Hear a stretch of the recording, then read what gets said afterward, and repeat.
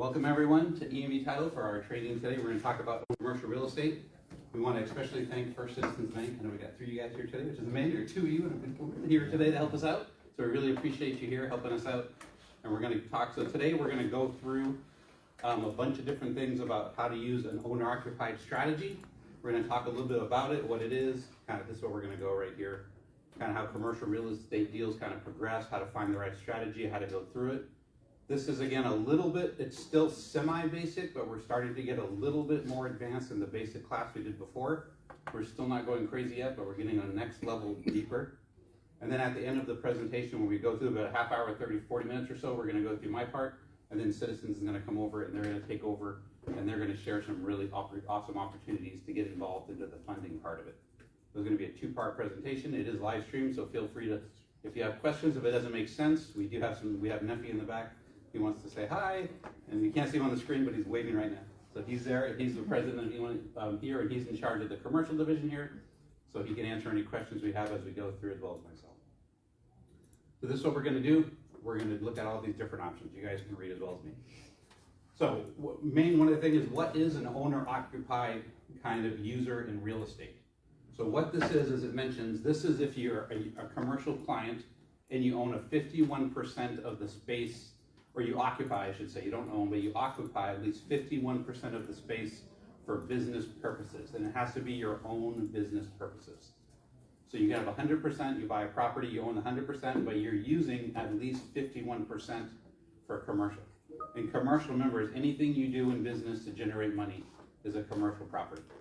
So that's like kind of a rough thing. So if you have a commercial property and you're using at least 51% of the space to generate revenue for yourself, and you're the owner, then it can be an owner-occupied strategy. All right, these are not passive investors. It's not someone who's going to come in from, like, we have a lot of people, like we work a lot in Laredo and overseas. People come in, they want to just buy a property and then have someone else do all the work. This is not that type of strategy. Okay, these are active people who are in there working, not a passive investment strategy. Okay, and this is open to, we're going to talk a lot about SBA 504 loans and some other products. They're open to, because it's a 51% and the owner's involved, we have opportunities for very special financing types. And we're gonna get into that. So that's when we get into it, that's what we mean when we say owner-occupied strategy. They have to be owning it, they have to be involved, and they have to have at least a 51% active ownership involvement in the state, okay? Just to kind of think about like that. So a lot of people say, why would I do this way instead of just leasing it, buying it, renting it, and doing it? So by doing that, if you're paying your own mortgage and you're increasing, every time you make a monthly payment, you're paying off and you're building equity. Every time the other 49%, if you have that used, which you would, as it says right here, you're going to be getting money from that as well. So you have 2 separate incomes. If you're just a single occupancy owner and you buy it and lease the whole building to one person, you have 1 income coming in. This way you have more control, you're more customizable, you can do your own signage, you can do your own building control. All those things come into effect at the same time you're able to do that. And again, we also mentioned your special financing. And then the other big thing that a lot of people like about it, you can come on in, you're good. Just squeeze in, we got a couple here in the back. Yep. Is the rest, the other 49% that is not being used by the owner, for that owner occupied, that gives you passive income at the same time. So by doing this, this is a strategy for a dual income stream property, okay? Not a single income stream property. So that's what you need to think if you have clients. If you ask them, do you want a dual or a single income stream property for your commercial clients? If it's a dual stream, you want to look at that 49 to 51% ownership, the owner occupied. If they want just a single stream income property, they're going to buy it and hold and lease the whole section out at once. And that's just an easy way when you start talking to your investors. When you get a little bit of a higher level, when you're talking to commercial, they're going to want to know things like that. Okay, so who is going to be typically using some of these properties? So we're talking about like doctors, dentists, chiropractors, trade services. This is a really big one right now. This is blowing up huge. A lot of places, right? If you guys don't know, there's a huge loss in the community where people are thinking not to do blue collar jobs.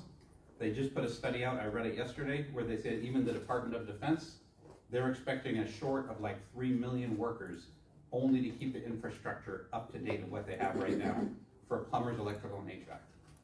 So if you have people who are looking at that right now, if they can find a way to get serviced and get things, right now that's a huge multi-million dollars about to explode or they're gonna need 3 to 4 million people in the next 5 to 10 years, they're saying, just to keep up the current infrastructure in the United States. So that's a big opportunity right there. Of course, optometrists, salons, fitness, things like that are also gonna be owned part of that. And then professional firms, there's a whole lot of benefits. And then again, you're gonna make money and you're gonna have that long-term branding and you're gonna have a better return. ROI means return on investment. So you have a long-term ROI because you have 2 incomes coming in instead of 1. And if you do it right, the goal of course is to have your 49% pay for your 51% so that you own a building that you don't have to pay anything for because you just make the income from it. And you're just making the increase and it works that way.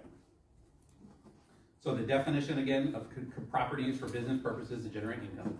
That's what a commercial property is before we forget about that. We mentioned a bunch of these already. These are some other types of commercial properties like malls, strip malls. These are more generic. We're here where we talked about more specific. So if you want to get more generic opportunities out there to do this 51% owner occupied, here are some different options like malls, strip malls, all these industrial warehouses, different logistic hubs. Now, a good opportunity is to look for things that are A, B, or C properties. That would be if you can find a property that's considered a B, there's no real way that you'd say easily a B or C. So if you look for something that can be fixed up and sold and rehabbed and then be maybe rented out for more, a lower end. We're gonna talk about a little bit later today, we'll get into like traffic, how to find out how many people are driving by an area using traffic maps, things like that, to pick a good area. So if you have an area that has really high traffic, for Alamo Ranch is a good example. Alamo Ranch has thousands and thousands of people. They say there's over 100,000 people that travel down that road every day. So if you have a business out there that's being built, you have an opportunity for over 100,000 people per day to traffic your business, just on that one road. So if you could find a lower end property that no one is taking care of, it's a little beat up, you can buy that as a B or C property, clean it up, it turns into an A, you can keep it, you can rent it out for more, or you could flip it and sell it. And those are excellent ways you can get into properties that way. Of course, all the special use buildings as well. All right, so we mentioned this again, but this is really important to understand. So if you have clients and they don't understand why would they buy and not lease, these are some of the 4 big reasons you would do it. You have your equity and appreciation. You're going to build equity and you're going to have your appreciation. You control. The main thing is a lot of property managers don't have a lot of control of what their clients do. If you're in there as part of the property and you have your 51%, you're controlling what's happening in that part for the space and the branding. And you're controlling that. And then you also have a long-term cost savings where if you can control and get paid for that 49% to cover your part, you're saving that on that part as well. And then of course you have your leased partial space creating income for that 49%. All right, so if you have this of course we're going to talk about the lending in a minute. You need that 51% occupancy, consider that 49. You can lease out your unused space. That's a big income. We mentioned it a couple times. And now we're going to talk about like a real world example. So right here, if you're a medical owner and you have subleased offices. So if you think, I like to use HEB as an example. How many HEBs are out there? There's tons, right? They just put one out towards Fair Oaks Ranch. I live just south of Fair Oaks Ranch. And they put the HEB, but do they ever just put an HEB? What do they do with the rest? They sublease. They sublease. HEB is a good example. They put a huge, massive complex. So they have HEB, but next to it, they have a chiro place that does like sports medicine regeneration. And then they have another one, they have another one, they have another one. So HEB is our 51% owner. And then all the other little places around it are that 49 or whatever the other percent would be. And then that way, HEB, they always use this owner-occupied strategy. It's very interesting. You look at all their places they have. Every one of them has a little strip mall almost around it. And they rent every one of those out, and that pays for the HEB, and then they have that better rate, they have the better financing. All that comes into effect. Okay, so if you have a client if you have a medical owner that we're talking about, like, let's build, like, I know you guys work with different, you work with commercial, you're talking about land right now, we had this conversation before. So if someone says, I'm an investor, I want to buy land, I want to make money, and if they want to do a medical, you could buy it instead of just one, build it for the 51%, and then have the 49% leased out. And then you can talk to that with your clients, and they have better rates, better opportunities, and they can save money, not as much down, all that kind of stuff.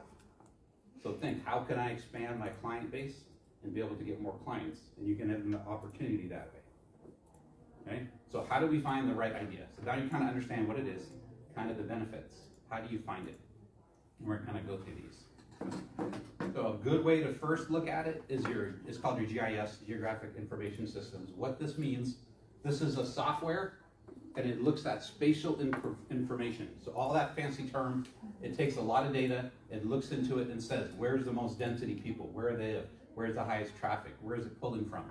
And this way you can look and you can do what's called a market analysis. You can look at different property values and you can also do a risk assessment.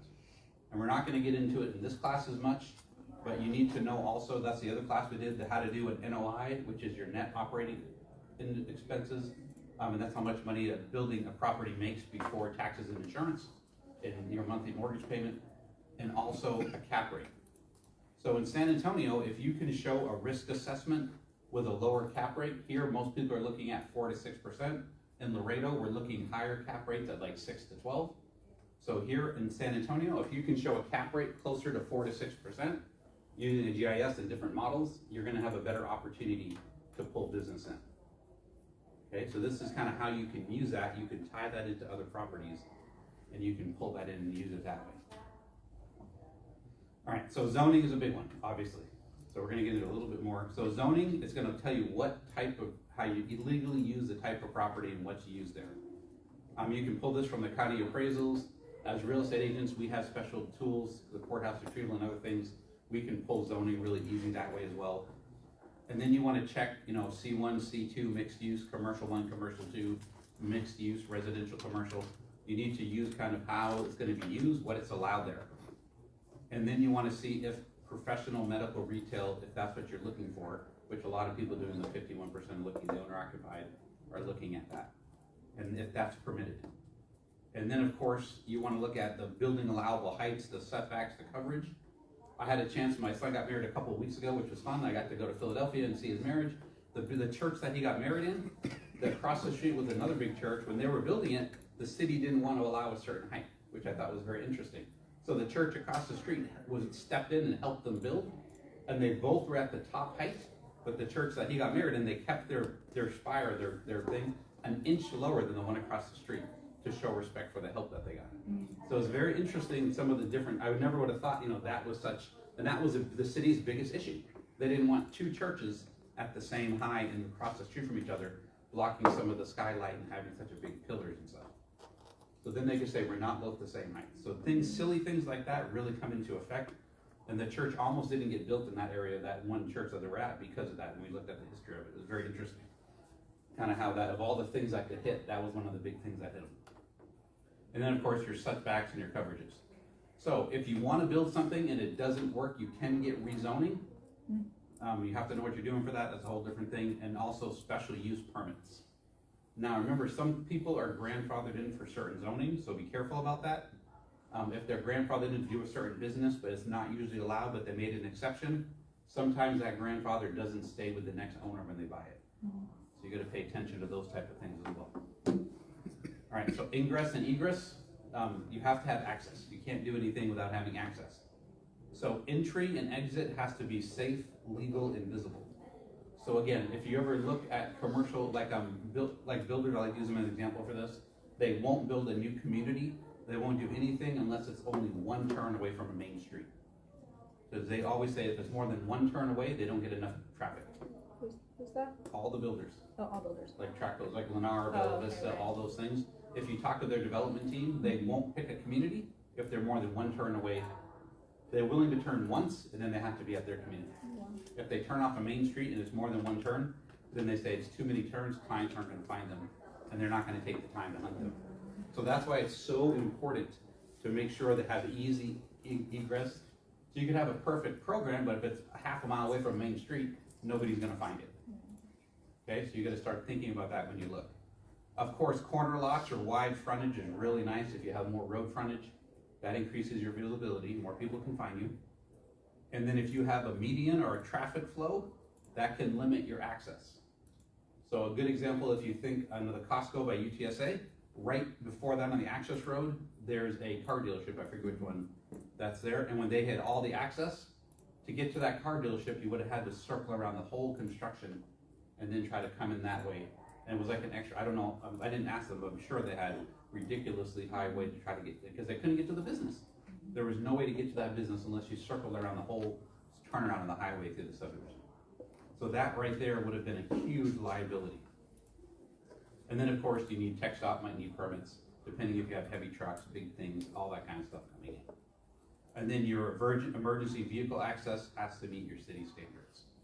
So don't buy something that has just a little alley to get to it. It might be a perfect spot, but if they can't get emergency trucks, they can't do it. Like our subdivision we have, I'm part of the planning HOA board thing. They had to put a rule for one of the areas because everyone was parking on both sides of the road. Even an ambulance couldn't get through the road. You could barely get a car through the road. So they had to sound like they were jerks and say, no more parking on the street. Because none of the emergency vehicles could get to anyone. And they had someone they needed an ambulance and they couldn't get to them because they were blocking the road. So you have to think, what is gonna affect anything like that could happen? You gotta be careful. Okay, utilities. They always call this the hidden deals that can kill you, the hidden costs that can kill your deal. So you gotta pay attention. So is there a city connection or will water tap fees? In some communities that have municipal water districts, things like that, you know, HUDs, all those things of realtors, you know, all that residential, that applies as well to commercial. So if you have those there and they're gonna apply to your building, that can get very expensive. I paid $90,000 in Austin, 90, to do that. See? Yeah, and it was a very hard lesson to learn. So right there, Yeah. so, example. So look at that. I So look at pay- that always now. Now you learned, yeah. Yeah. You learn really quick. So that Yes. right there is a big, again, that could have killed your deal, obviously. Oh, it pretty much did. Yeah, pretty much it, yeah. Yeah, So I mean, I had to figure out where I was gonna get more money from. Yeah, you have to go 90,000 is a find more lot. money. Mhm. That's a huge amount of money. Yeah. And that's just for the water. Right. And what about the sewer? Now, if there's a site and you're more out in the country and it's not connected to the city and they have a septic, if it's an older septic, you're gonna have to update it. Remember, it's not what the size is, it's what the size could be used at peak capacity. So you might have to put a huge septic in there, depending on what you might have in there right now. So that could be very, like you're saying, that could be another huge expense. Yeah. The septics aren't cheap. Electrical, are they gonna have poles or lines available on the site that they're gonna have to run them? How long is it gonna have to go if you're doing a full development? Is it underground? You have to dig, all that you need to find out. Now, most of the people who look the wrong way, for gas, you're gonna need to find medical or food services. For medical or food, a lot of them like to have gas because it cooks more easier. So if they don't have gas and they want that, you need to find out if it's available, how much it would cost, or if you have to get a big tank in the back. And then, is there any fiber or internet? There's a lot of fiber going out in San Antonio right now, and a lot of people want high-speed internet, a lot of businesses. Especially, again, if you're getting back to the medical, things like that, that people do a lot of the owner-occupied. You want to be able, because they need that so they can do their results really quick. You can't have a really slow internet, it's gonna make a big difference. All right, so we're gonna talk about like traffic count and lot clearing for a minute to kind of think like that. So this is an example, it's not perfect, I hate how this kind of stuck together, but this is an example of that I pulled from San Antonio. I turned it into like a little graph. So right here, if you go to I-10 near UTSA, Loop 1604 and I-10, 281 in Bidders, right now, every day, there's about 200,000? Yeah, 200. Thanks. Yeah, 200,000, I thought. So 200,000 cars to 220,000 drive at that area every day. So if you're looking at a place that's a good business with a lot of people, these would be the areas. Loop 1604 and West Ave, it gets lower. And then again, downtown, more people don't have as many vehicles. And then Military Drive 98 gets even lower. And then Rigsby, that one kind of hit for some reason. I just saw that. I should have fixed it. Just pretend it's not messed up. And that was there. And I'll fix it next time. I should have saw that. That's all good. So the main thing to think, look at your traffic, see your flow, what's happening, where are they coming from, where are they going, how many people are gonna be there. If you have a business that needs a lot of people, like medical offices, things like that, urgent care, it's all based on the numbers of people that are in the area and live in that area. You don't wanna put it down here by Military Drive and Highway 90, you're gonna go bankrupt, you don't have enough people, you might not have meet your quotas there. You wanna put it up at a higher area where more people are gonna be at, and then you have a higher traffic. This is just another way to look at it. We have a higher density, again, the Dominion, Stone Oak, and then, they have medical centers want to be in this area. This is just another kind of way to look at it, and this is pulled from San Antonio intensity, and it says mock data, but this is real data we pulled. And then you can kind of look at it that way. So this would be like the Dominion, Stone Oak, that would be good up here. So if you wanted a medical center, they want to be this high density, so they could put that up here and be okay. They wouldn't want to put it downtown because you wouldn't have enough traffic. You would lose money and you wouldn't be able to hit your goals probably at that point. Okay, so that's just another way. This is public knowledge to look at the traffic data and pull it. You can just Google it, San Antonio traffic maps or traffic data. And when you Google it, they'll show you all the data and where it comes and how it goes. So take that, it's very simple. And if you do, so when you sit down with like investors, if you have things like that already prepared, it's gonna make you look much more professional. And we're just showing you kind of how it can look. Okay, so after you get to secure the land, we mentioned you have to, if it needs to be cleared, you're gonna have to clear it, so that's a cost as well. You gotta do your due diligence and survey, hire architects, civil engineers. You're gonna have to do your zoning planning, develop the feasibility report and your pro forma if it's gonna work or not. And then you're gonna begin all your lender engagements. So you guys have a lot of issues with heritage trees? With oaks, Uh-huh. yep. Yeah. So when I live in my subdivision that we live, we have a lot of oak trees and they have them all tagged with the tag. So if you're not careful and you cut the wrong ones down that they don't want you to cut, you have to replace them. Or you're We gonna did that take fine too. And it's a huge fine. Yes. You had that too? Yeah, you went into that too? Yeah. Yeah, one of our friends. Or you can plant a tree, if they want you like at one of their schools or something like that also. A lot of times. Mhm. One of our agents that I knew, they had one of their customers cut it down and they had to go buy a full-size oak tree and put it. Oh yeah, it has to be a certain size, It has yeah. to be a certain, and it cost them like $15,000. Yeah. It was ridiculous. We built an office for First Citizens in Round Rock, and they had to build, like a retaining wall around this tree that was like a couple $100,000 because they weren't allowed to take the tree down and replace it. Yeah, that's an Austin thing, I think. I'm just Yeah, kidding. they love the trees, Yeah, yeah, but it's green. it was a very expensive safety Yeah. tree effort. Yeah. It's a thing. Yeah. So pay attention to that. All those, again, lot clearing, it can be very expensive. You don't always think, just because my wife's cutting, she's like, I want to cut the trees, I want to put fruit trees, and I'm like, we have to be careful. Yeah. We can't just cut everything in our land because we have a lot of fruit trees. Now, is that outside the city also? Well, no, yeah, it has It to be. depends on the county too. Yeah, Just yeah, that's kind true. of look at different county, different areas. Because we were outside the city, so yeah. Yep, especially outside the city. And then of course you have oak wilt, that could be a trouble. If you cut the wrong time, you could have bugs. And remember, Alright. if you cut and you get oak wilt in your trees and it spreads to your neighbors, and they track it back to you, you're responsible for you and all the neighborhood to replace everything. So have fun, be careful. Yep, do it right. So again, all this is stuff that can kill the deal. Pay attention, so thank you for that. That's really good feedback. Okay, now your vendor team and roles. You need a good architect, of course. They're gonna design code compliance layout. Hopefully your architect understands code compliance and stuff. You need a civil, you're laughing already. Yeah, they may not, which is true, yeah. That's a good point. Yeah, that's a good point. So hopefully you have someone who's good, use a good firm. A civil engineer, the utility grading, drainage, they're gonna do all that kind of stuff. Your surveyor are gonna help your boundary, your topographical, all those kind of things are gonna get your surveyor. And then your general contractor is gonna be really important. So we're not gonna get into this class, but you should be able to know like roughly what it's gonna cost, price per square foot. We talked to a builder yesterday, they do cost plus 15%. So you should know a rough idea of what it's gonna cost when they do a rough estimate. And it shouldn't be something they do an estimate and come up with $1 million more. Oops, we made a mistake. And they should stay with their estimate. So you have to have a good builder. And of course, we're here, amazing title company right behind you in the wall, EV Title. We have to do our plug for ourselves. And then we can help you, not all joking aside, Neffy in the back, he's probably the #1 commercial person in all of Texas. If you guys don't know him, you need to meet him. He'll take care of all your commercial stuff. Any issues they have. And then of course, all the permits, plan reviews. When I was in Bernie the other day, we were stopping at a store and they were building some other store next door in a strip mall, and they had a bunch of red signs that said stop building. And I was like, oh, interesting. And I went to look at them and they didn't have any of the permits for the site, the type of building they were doing. They had building permits, but not the specific type that Bernie City required to change that certain type. And they were even put in there, like, we have this, but we need this. And I was like, oh my gosh. So it can be so you need your permits, because they stopped the whole building of that building now, and they're not allowed to do the work stop order right on the door. So that's gonna really affect everybody right there. This is, a lot of people don't think about this, but your site planning essentials, one of the big things you need to think about is your parking ratio. So you need at least 5 parking spots. I would say you should have 5 to 10 out of every 1,000 square feet. This is for medical, but it should be for anything.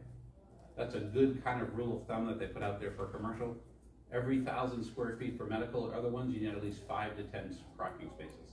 And that doesn't include handicapped and things like that. And then, as we mentioned, right here, ADA, handicapped, American Disability, and you also have to have the sign in place to show that it's for handicap parking. You gotta make sure your building heights, you mentioned all that, and then your access for emergency, of course, is really important.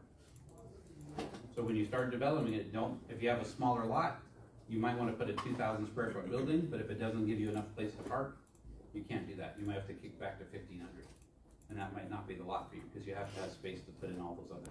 And then if there's trees, you might have to run out of space there too. So it really can affect you. You have to pay attention to all that.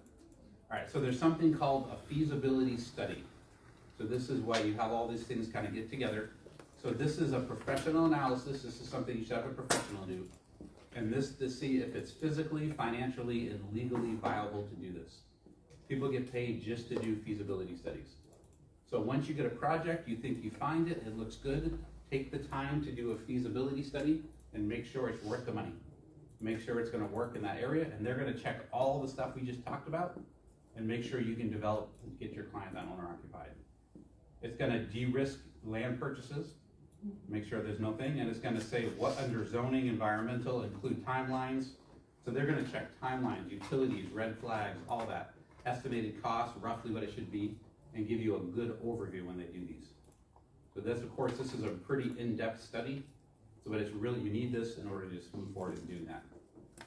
And then, of course, the buildability, understanding of the buildability, I don't like how that word is, but buildability of land and zoning conference, make sure that works. Utility capacity, if there's any tap fees, as you were mentioning, like the $90,000 tap fee. Any floodplains, you don't want to build in a flood zone if you can help it, of course. Topograph, easement, things like that, and then development cost estimates. All that's gonna be put in that study. You can kind of go through there. And then again, it breaks down a little more, zoning and permitted use. If you go here and you know that you wanna do like a study in an area, the title commitment will disclose any filed use restrictions. And as Neffy said before, if you mentioned like before, Neffy, that our job is to what? To share the restrictions, not to clean them all up. Correct. Change Yeah, it. it's just, our responsibility is to inform all parties of what the property is subject to, so all restrictions and all requirements. Restrictions is what they're looking at, but it's our responsibility to make sure we don't miss a restriction, or else that's a claim or loss on us. It's the purchaser's responsibility. You know, working with the lender as well, because the lender will have requirements themselves, but really it's the purchaser's responsibility with their counsel to, you know, go through anything that they need to. Yeah, we have clients right now, they're like, oh, we know we need this, this, and this, can you guys do it? And we're like, no, Yeah. we're not lawyers. And just 2 days ago, I had a developer that was fishing for information, which again, we can't stop that. So I mean, I'm very transparent. So if there's something that we have information on and we have the owner's permission to share that information, then we were overly transparent. But what they were looking from us was to assist them in clearing all those restrictions or obtaining approval or changing or and it was, I said, you know, that's not my responsibility, and it's unfortunate, but the moment that I said that, they were kind of like, they got offended that I wouldn't do all of the heavy lifting. And ultimately, I could help them, but it's the liability on me, so it's not really my job. Like, even on your end, like, you're a real estate broker, like, that's your lane. I like to stay in my lane. I'm really good in my lane. But yeah. In your lane, yeah. Yeah. I got chastised yesterday, I was trying to help a client, and they said, Andrew, stay in your lane. And they sent me a message, and I was laughing, like, okay, I'll stay in my lane. Okay, so utility access, you gotta check for these, water, sewer, electrical, we already mentioned a lot of these, floodplains again.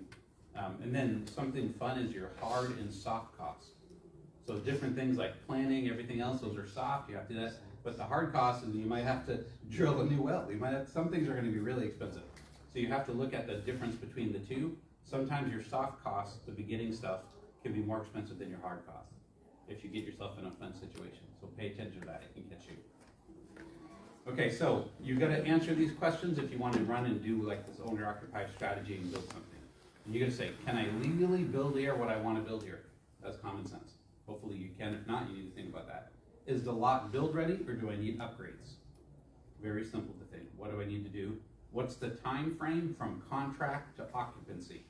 Or what's our build? The moment we go under contract and we sign the paperwork and we start working hopefully the next day, or is it gonna take 2 years to move in? Because you can get into, that can be expensive. You have fees and everything.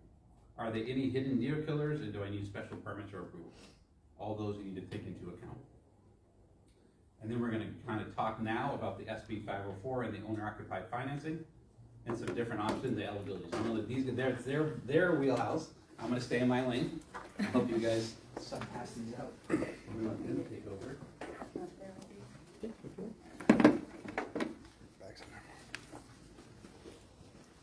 Morning. Good morning. Passing those out? Yeah, I'm gonna pass them out. If whoever's gonna be speaking, if you want the microphone, You take and just put on your, Go yep. ahead. Alright. That way it's not, sorry, screen that's walking in front of you. I can use my mom voice if I need to.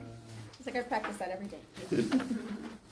I have an 11-year-old. Oh, yeah. You can pass them down to her. Yeah, no, thanks for having us. I'll let them introduce themselves real quick, and then I'll introduce myself. So Robert Moreno, First Citizens Commercial Team.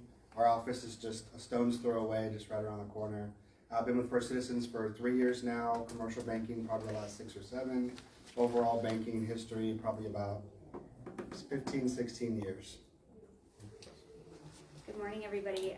My name is April Chittamai. I'm the manager of commercial banking, and I support Austin and San Antonio. So I spend part of my time here, part of my time in Austin. I have been with First Citizens for 8 years. I've been in the industry since '97, so do the math. It's been a really long time that I've been doing transactions.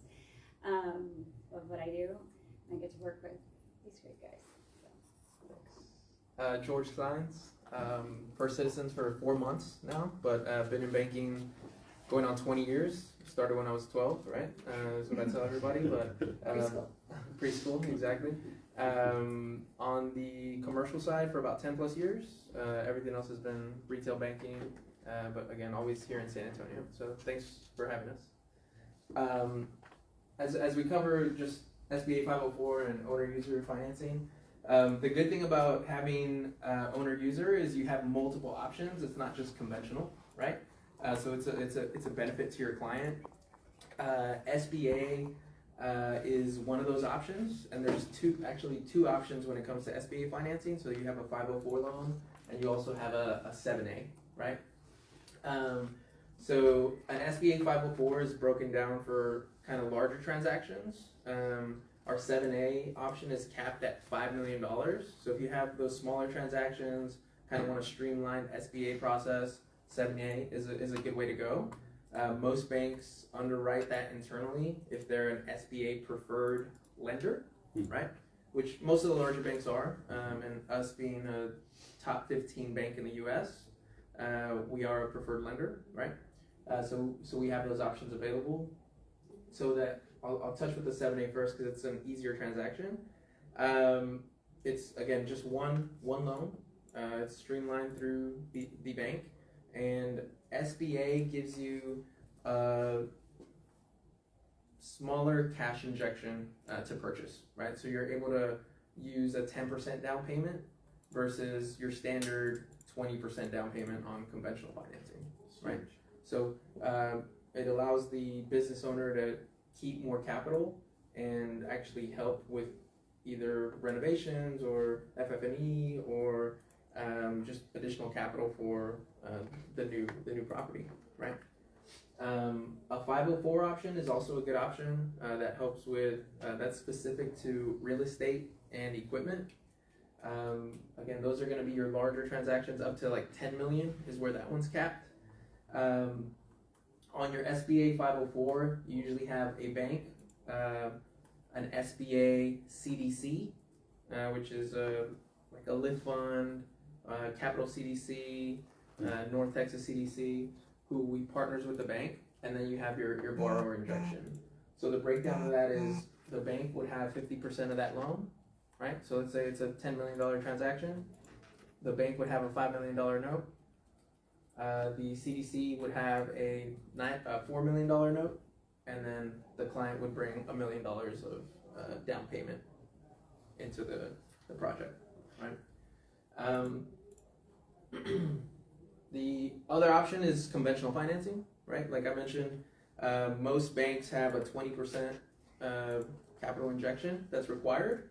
At First Citizens, our standard conventional financing starts at 85% loan to value or loan to cost. Unless it's Right. special use. Unless it's a special use, yes, exactly. So, thank you. But that again gives you kind of the best of both worlds, where conventional financing is usually more aggressive rates, less cost because SBA has 2 to 3% fees involved as well. So, again, owner user, you have multiple options to present the client, and the cool thing is partnering with one of us, we can actually present all of those on one spreadsheet and say, hey, owner user, option 1, this is what it looks like, this is the cost, this is your capital injection, this is your payment. Option 2, same thing. Option 3, here you go. So every business owner is different. Every business owner is in a different place as far as what they have for capital and capital injections. So there's multiple options for us to offer to your clients.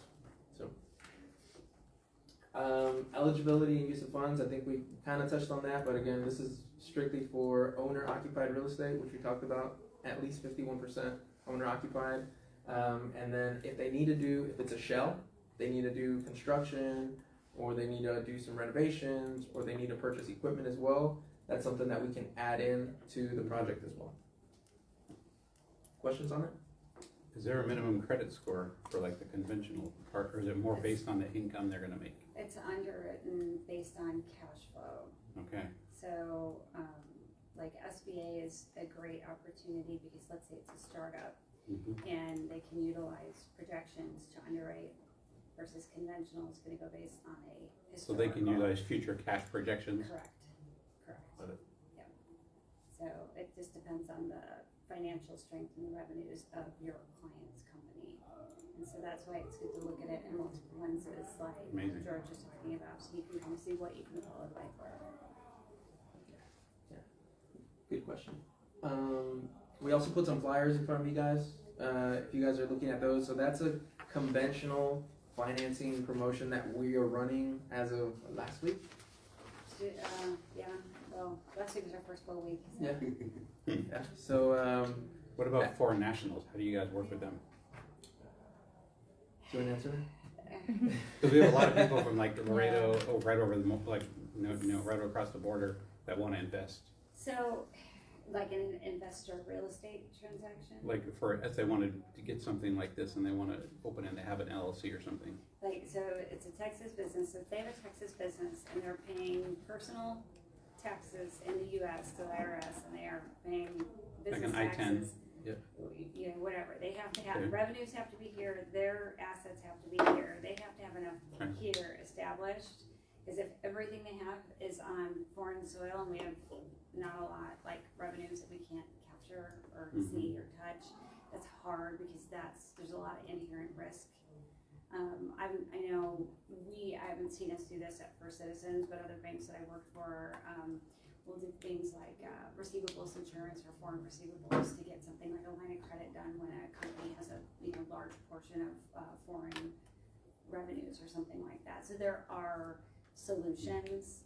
It just really depends on the situation and how they're structured. Interesting. And I'll give you a good example of something that would work, right? I have a client, he's a foreign national. He fabricates metal in Mexico, Mm. but he then has a U.S. company to build warehouses out of that same metal that he fabricates in Mexico. Okay. So he has the Mexican metal fabrication, ships to the U.S., and then that metal then builds warehouses here in San Antonio in Texas, right? So he has that U.S. operating company. Mm. So if he was looking to then purchase a facility for his offices, he could do that because he has that income coming in the U.S., right? But he is a foreign national. He's working on his visa. He has a green card, right? So, So the bank cares then only about the U.S. business, so they don't They don't don't care even about the look other at where the metal comes from. right. So Awesome. it's kind of a case to case basis. But again, I mean, the good thing is you'll have all of our contact information, and shoot us an email, send us a text, give us a phone call, because that's it's a case to case basis. It is, Right. for sure. But worth the ask always. Always. What's the best phone number to reach out since you guys are live? What's the best number for them to call you? Our cell phones. Yeah, so our cell phones, my cell phone 210-749-3022. I'll give you guys We'll give you guys some cards as well for you guys here, but for people who are online We or have some people streaming, watching right now. we'll make sure and send out our contact information as well. Rob, you want to give yours? Robert, 210-310-8411. And I'll put it in the live stream as well, so people can have it too. Okay. Yep. And mine is April at 512-567-8201. Awesome. But yeah, also just wanted to touch on this promotion that we're doing. Oh, I don't have any. It's right here, sorry. I had That's them. okay. Yep. Yeah, so if you guys look at kind of the two options that we have right now. So again, this is going to be for anyone looking to refinance. If you have clients who are looking to just refinance. So they can refinance Purchase. commercial. Or purchase, right? Or even build. Or We're doing build, a right? This is construction, refinance, I never or thought about refi. new purchases, For right? some reason, Because it's We haven't refinanced loans in That's 2 amazing to 3 idea. years. Yeah. As but- long as it is new money to us, okay. it qualifies. So they can't already be with First Citizen. Correct. But that's so many opportunity. Okay. Oh, yeah. Right. Okay. So, a few options just on standard financing, right? We have a 5-year fixed rate with a 15-year amortization starting at 4.99 plus your standard fee, which is about 1%, right? And we go up to a 525, 5-year fixed, 25-year amortization at 5.09 with a standard fee. Option 2 gives them kind of a kicker for the first year. Where they can start at a 2.99 for the first year and then 5.5 after that for the next 4. Which that's a good option. So let's say they're doing a TI and then they want some ramp up time. What does a TI mean? Tenant improvement. Okay. Thank you. Sorry. And so if they need some ramp up time, so let's say the build on the tenant improvement 6 months and then they've got another 6 months at that lower rate. Amazing. It'll pop up higher, but it may make more sense financially to the company. So it gives them the ability to run the numbers and see what they're most comfortable with. Love it. Yeah, and something to keep in mind on the construction or any tenant improvements is we'll do an interest only for the first 12 months or 6 to 12 months, right? So if you're at an interest only for a 2.99 or a It's nothing. 3.09 for the first year and it's a new building and it's a new movement, I mean, every single dollar counts for these business owners. So again, we can present all of these options on real numbers just to help you and your client make the best decision. That's amazing. Better than Hardman. Questions? Concerns? Comments? Tips? Cool. Well, thanks for having us, guys. Appreciate it.